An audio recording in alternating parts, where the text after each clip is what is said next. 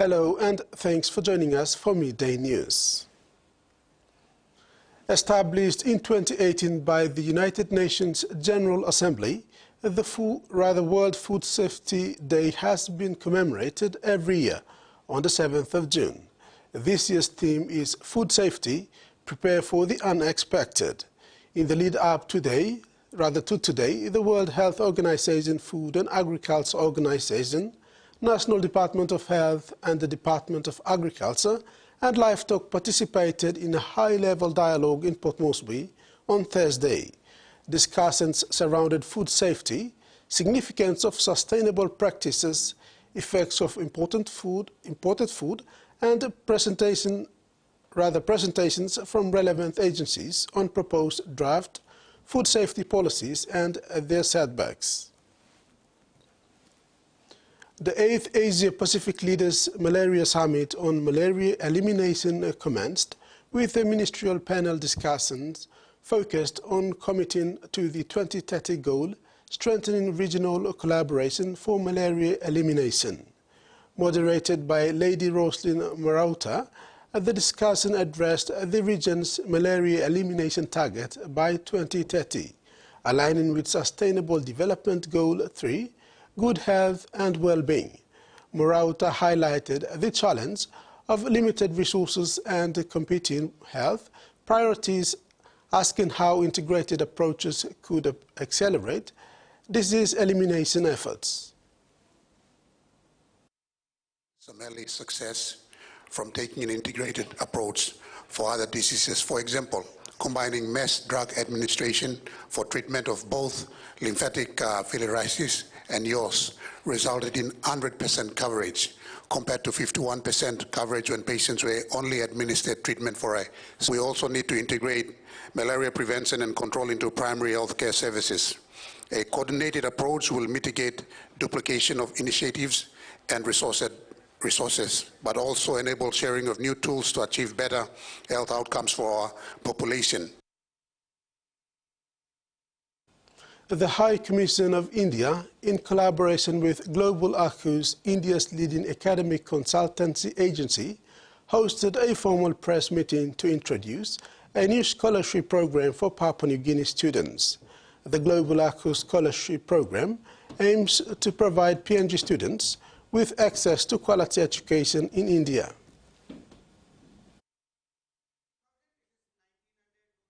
The High Commission of India, in collaboration with India's premier academic consultancy agency, Global ACUS, hosted a formal press meet to showcase educational opportunities for Papua New Guineans wishing to study in India under the Global ACUS Scholarship Program. Hailed as the largest academic consultancy of India, Global ACUS offers free counseling and scholarships to international students looking to pursue full-time academic studies in India.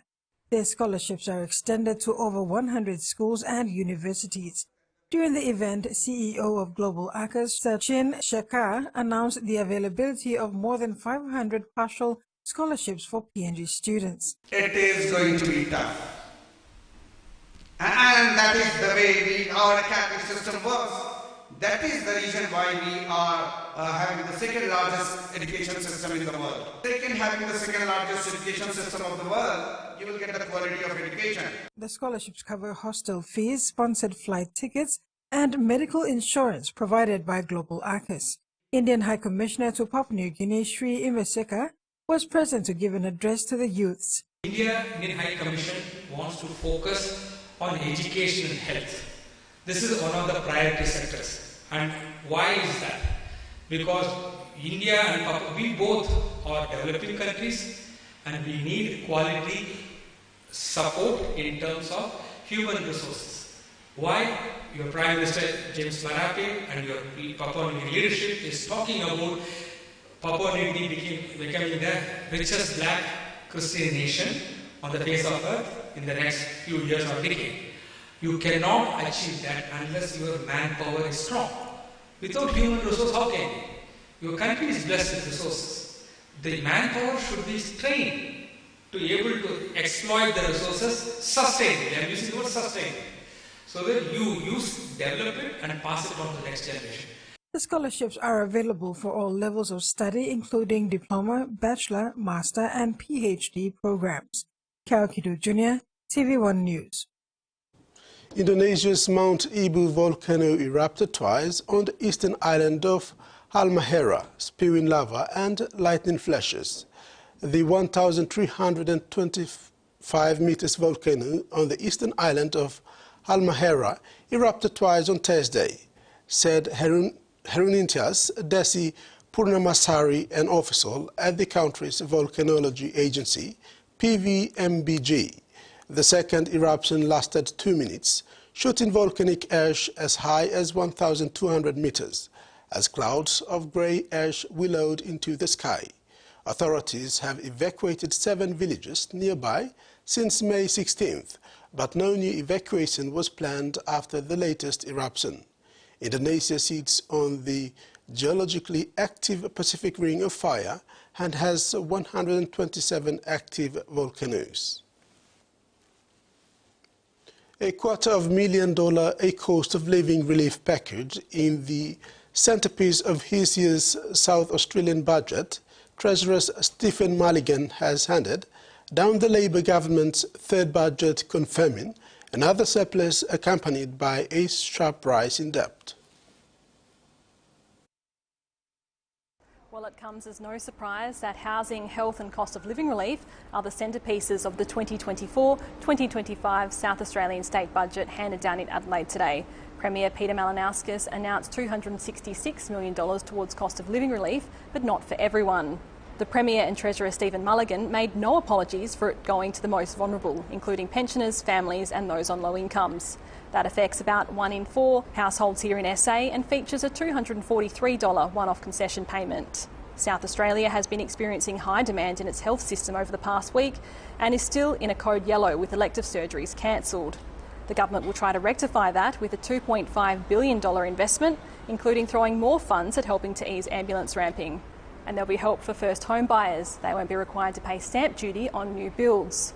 All up, the state recorded a $306 million surplus, but debt is projected to reach more than $44 billion by 2027-2028. Water from across the Pacific sailed into Hawaii's Kauloa Regional Park at dawn on Wednesday, in a ceremony ahead of the official start of the Festival of Pacific Arts and Culture. As daylight broke in Hawaii, wa'a, also known as va'a or vaka, from across the region, including Hawaii-based voyaging canoes, like the Holuke, arrived in a nod to centuries-old Pacific voyaging and wayfinding traditions. For some of these wa'a and their navigators, it was a momentous occasion after spending up to 25 days at sea to travel across the Moana, the Pacific Ocean, for the 13th first peg. A small delegation from each country was formally welcomed to the island. For some who had arrived earlier, it meant they were sent off from the shores of Kauola to sail back. Fiji Prime Minister Sitiveni Rabuka, aged 75, won a bronze medal in the shot put at the Oceania Athletics Championship on Wednesday. Mr. Rabuka finished behind 2 Australians with a throw of 7.09 meters.